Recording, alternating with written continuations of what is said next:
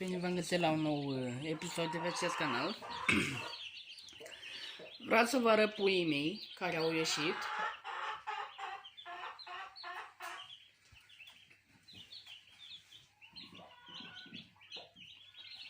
Am îngrădit aici fiindcă săreau ăia pui.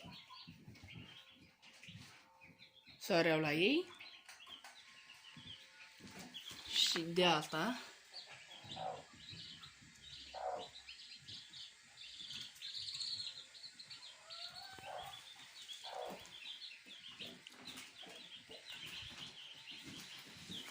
o să vă arăt și porcii, de toate. Să vă mai arăt iepurii. Ia ce-ai făcut? Că Stați un pic să vă arăt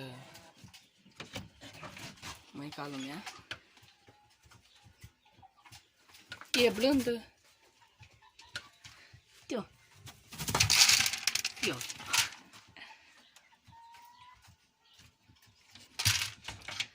Apropo, pe aceste două le-am dat la iepuroi.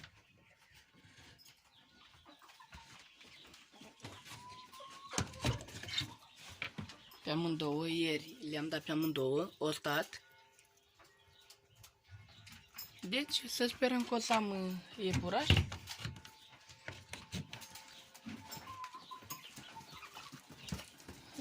Nu l-am dat la iepuroi acesta, fiindcă e frate cu ele. Și le-am dat la altul. Tot la un prieten de-al meu, care și el are.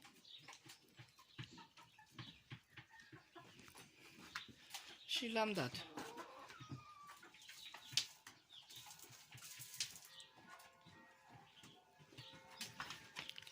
Iată.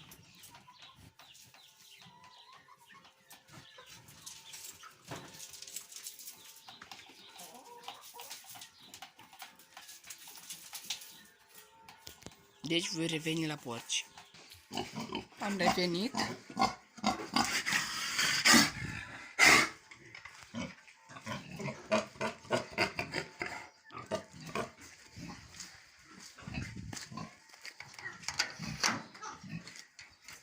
Vreau să vă spun că mâine trebuie să am, de fapt mâine trebuie să am purcei de la o stroafă. Ia uitați-o, de la aceasta.